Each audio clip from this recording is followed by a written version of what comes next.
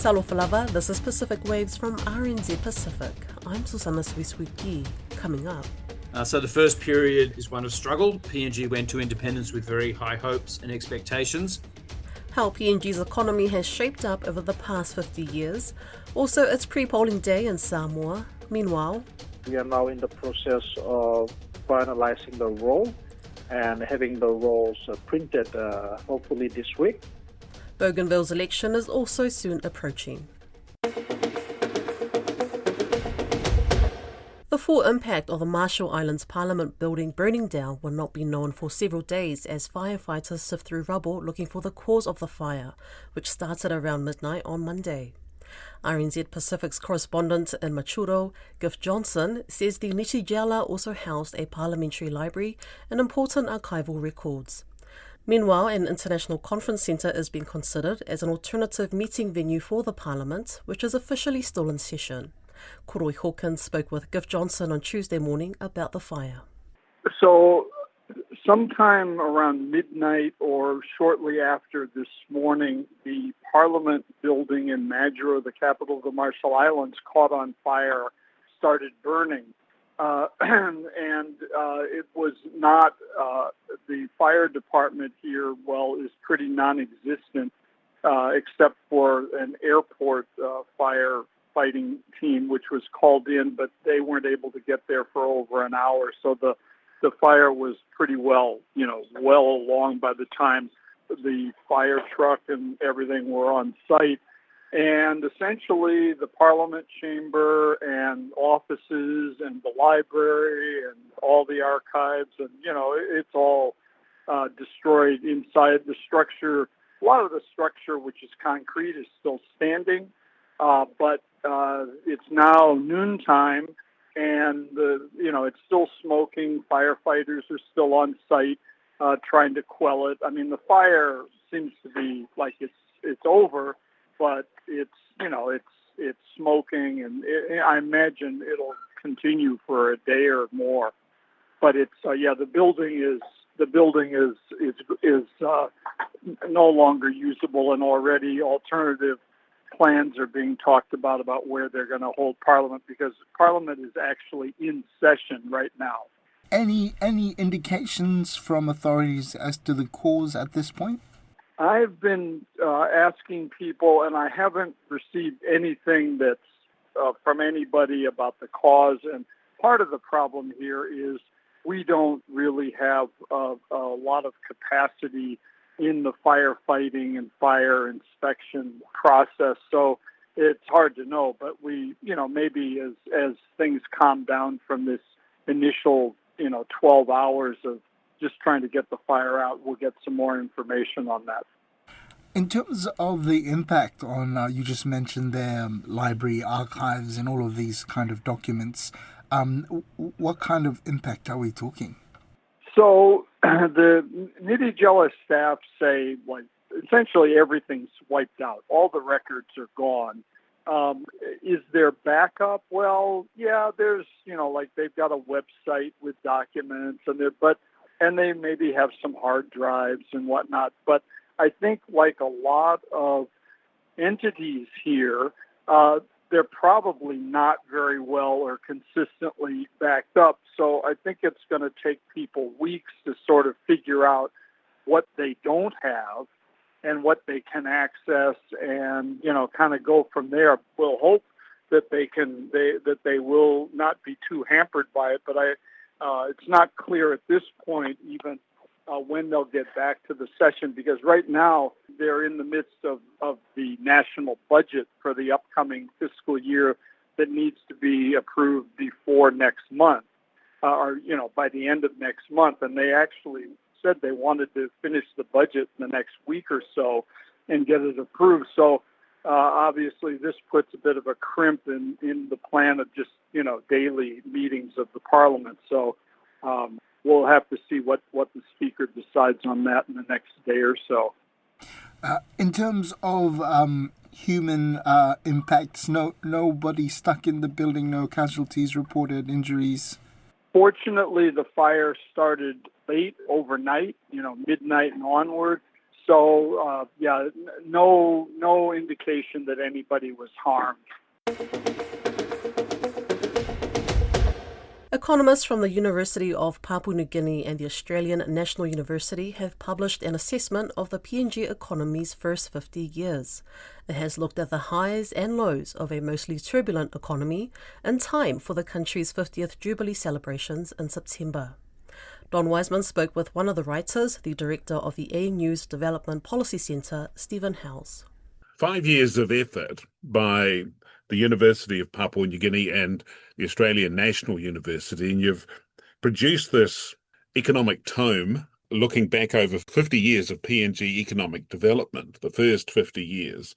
Struggle, reform, boom and bust, the profound wake-up call for PNG. A lot's happened in the last 50 years, and you mentioned the title of the book, Struggle, Reform, Boom and Bust, and that's a nod to the 4 periods that we divide the post-independence half-century into. So the first period is one of struggle. PNG went to independence with very high hopes and expectations, but it was quickly realised things were going to actually be a lot more difficult. So it was a period of struggle. There was relative stability over the 70s and 80s, but that all changed in the 90s, which was a decade of great volatility, crisis, mini booms and busts, but also of reform. I think by then people realized things had to change, and the crisis or series of crises gave them an opportunity to bring about reform. And in fact, remarkably, in that decade, PNG had 3 structural reform programs with the IMF and did a lot of reform to the economy. And partly because of that reform, but mainly because of increased commodity prices, the economy really took off in the 2000s, which is the period of economic boom, the third period. With China's expansion, commodity prices rose, resource revenue went up, and the economy did really well, and growth accelerated, jobs were created. But that all ended in the early 2010s when commodity prices fell again. And the last period has been one of economic bust. It's been a quiet bust because the economy has been managed and foreign exchange has been protected to avoid a balance of payments crisis. But nevertheless, it's been one of very slow economic growth and declining employment. So those are the 4 periods. A lot's happened over that half century. But if you step back and look at the economy, things have picked up a bit in the last couple of years. Commodity prices have really jumped up, especially oil prices with Russia's invasion of Ukraine. And PNG, as a commodity exporter, is very sensitive. The economy is very sensitive to commodity prices. But if you step back, definitely from an economic point of view, you'd have to say the economy struggled. PNG has been characterized. We don't find negative per capita growth over the first 50 years, but it's very low. It's just marginally above zero. So I think you'd have to say, on average or overall, the economic performance has been pretty disappointing. Yes, well, Enling Stuckey, the treasurer, he formally introduced the book, and he said in his introduction, you'd been far too kind to PNG, that the situation was, as he saw it, far worse now. He talked about how back in 1975, net GDP was twice what it is now. And he laid out what he saw as a pathway to getting back to there and going beyond that point. That's right, yes. Look, we're a group of academics from ANU and UPNG, so of course we're delighted to have the Treasurer launch our book. And it was interesting that he and his team, I guess, did their own analysis. They use slightly different assumptions or variables, I guess. You have to adjust for inflation over time. Of course, when you're doing these comparisons, and we use the GDP deflator, whereas in fact he used the CPI, the Consumer Price Index, and that happens to be somewhat higher. So if you use a higher price index, you're going to get a lower growth. And also, as I'm sure you know, there's a lot of uncertainty about what PNG's population actually is, and therefore what its population growth rate has been. And we used a more conservative estimate of population growth. So depending on the assumptions that you use, obviously you get different results. And whereas we find very low economic growth per person, by his analysis, you actually have negative growth per person over this post-independence period. But I think that, the message is the same. It's still, I think, disappointing if you look at it, whether you compare it to expectations at independence or you compare it to other countries. Whether or not it's actually negative, it's definitely much too low. All right. From this point on, what needs to happen first to improve things? What we've done is a history book. So our main contribution, as I said, is to update the analysis that was almost 20 years old and to perhaps provide a deeper understanding. It's not a policy report. We do, in the section on economic policies, have a few recommendations. If you go back to independence, when PNG became independent, it had a sovereign wealth fund. It was one of the first countries in the world. Unfortunately, that sovereign wealth fund got abolished in the late 90s, just before the resource boom came around. It's one of the ironies of PNG history. And right now, there is no sovereign wealth fund. There's one that's been legislated for, but it's not being implemented. And I think for any country experiencing the volatility at the level PNG does, you really need to have some sort of mechanism for smoothing your revenue, and that's what a sovereign wealth fund would do. So that would be one recommendation. And then a second recommendation we emphasize, again, it's interesting to take a historical perspective. From independence up to 2014, PNG had what we call current account convertibility, which meant that if you were an importer and you had to pay your supplier in dollars, you could convert your kina for dollars sort of automatically. But in 2014, when the bust came about and PNG wanted to avoid a balance of payments crisis, they walked away. The central bank walked away from that policy of convertibility and introduced a decade of foreign exchange rationing, originally as a short-term measure, but it's taken a long time to unwind that. And now we credit the government for actually trying to act on this, and the FX rationing problem has been reduced, but there's no guarantee it won't happen again. So I think legislating against FX rationing, ensuring that isn't repeated, because that was a real policy own goal. So we have a few policy recommendations, but on the deeper issues, which is the final chapter of the report around institutions, here we raise difficulties caused by the nature of PNG politics. Politics in PNG is very local. It's not party-based. It's also very precarious. A lot of MPs lose their seat. It's very intense. There's many candidates, constant jostling for power, and in some places it's quite violent. And we argue in one way this is good for the nation because everyone's committed to Parliament. Everyone's committed to the Westminster system.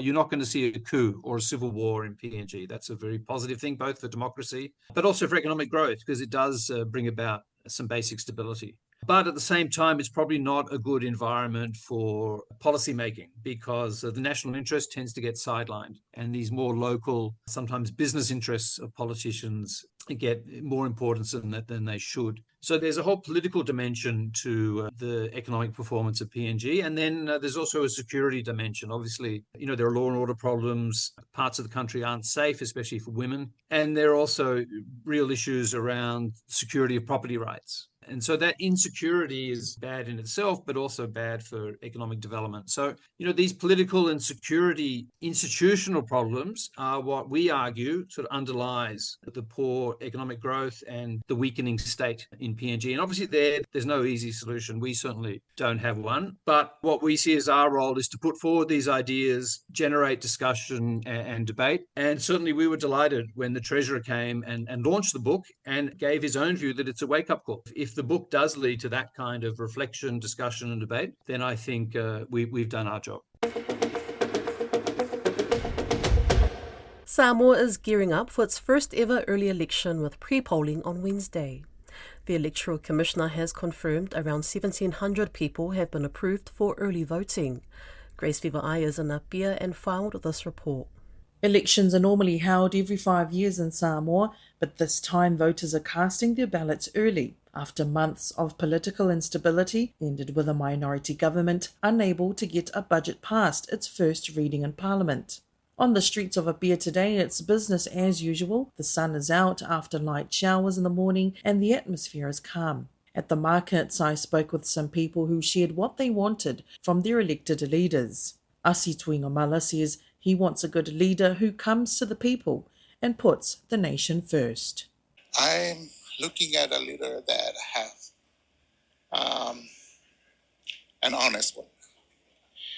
I have honesty, confidence, and a leader that keep the democracy, on its right way, right path, Jensen from the market, Taufusi, says he wants whoever forms government to do more to help small stallholders like him. I want for people for support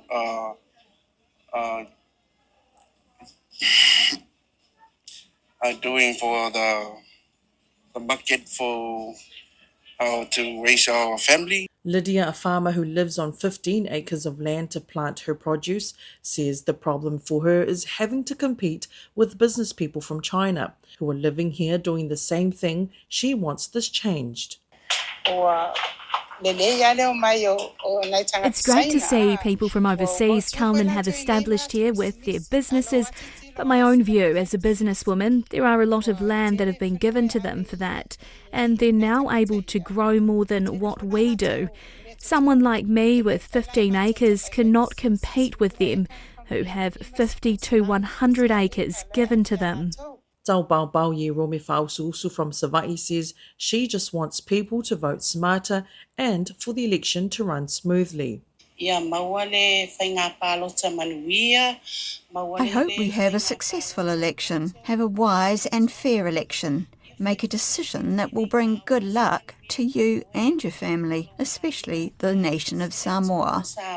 The official election day is this Friday, with just under 90,000 people registered to vote. Preliminary results are expected soon after polls close, with official results due next week. The autonomous Papua New Guinea region goes to the polls on Thursday, 4th September, to elect 45 MPs and a president from 404 candidates. Don Wiseman spoke with the Electoral Commissioner, Desmond Chianai. In terms of our preparations towards that, so far we've managed to complete our electoral roll update exercise. We are now in the process of finalizing the roll and having the rolls printed hopefully this week, have them ready for dispatch to the polling stations across the region. Will there be an opportunity for people to change information on the roll at this point, or is it too late? We've done that. We've completed what we call the public display and objection exercise. We've done that, and we've completed the exercise on the 9th. And then last week, we were into data entry, doing the final entry and amendments to the details of voters that were collected from the field during the public display and objection period.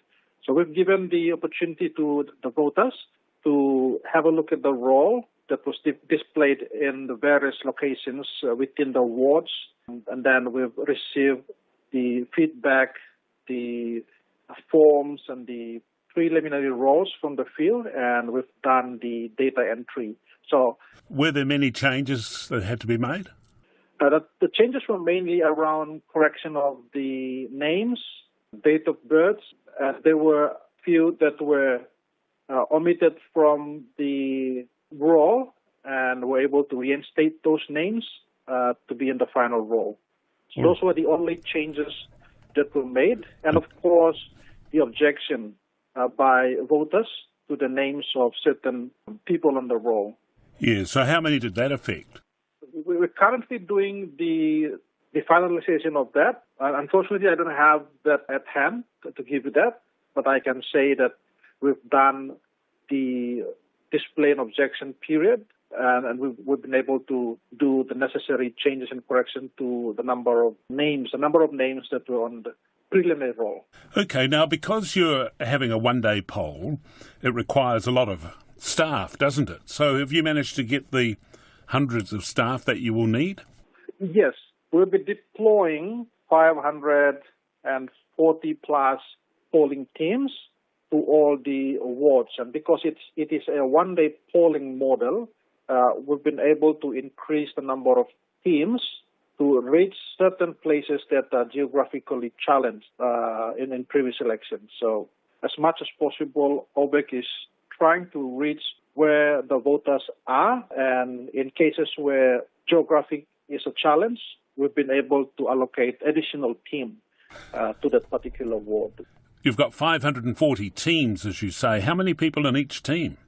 Around seven people in each team. Oh, okay. So you're talking, 3,000 staff you'll need for this election? Exactly. And you've got that sort of number? You've got them? Yes, we've managed to recruit the election officials for the polling exercise. We've also recruited temporary election workers for the counting, the scrutiny of the ballots, in which we will do the counting after the polling. You've got enough money to cover all that? The reason I ask is it's always been a problem for the national body, hasn't it, covering some of these expenses? Yes, that is correct. Fortunately, the ABG, seeing the significance of this election, was able to allocate enough funding, I would say, sufficient funding for us to complete the election, taking into account all the number of people we'll be engaging, both during polling and counting. All right, so it's getting very close, and you haven't encountered any problems, any issues in the various constituencies around the region? So far, since the issue of REITs this year, we've received a few correspondence from people across the region stating that there was some disturbance in the communities, and that's basically between candidates and political parties. Otherwise, in terms of security, we haven't heard any concern from the security, but OBEC is vigilant, and we are preparing for anything that may arise during polling or counting. We continue to liaise with our police personnel on the ground just to make sure everything is in order, and when the situation arises, the police are there to handle any situation. That's Pacific Waves for today. For all episodes, head over to rnz.co.nz/Pacific. We're also on Spotify, Apple and iHeartRadio. From myself and the RNZ Pacific team, tō whā sui fua.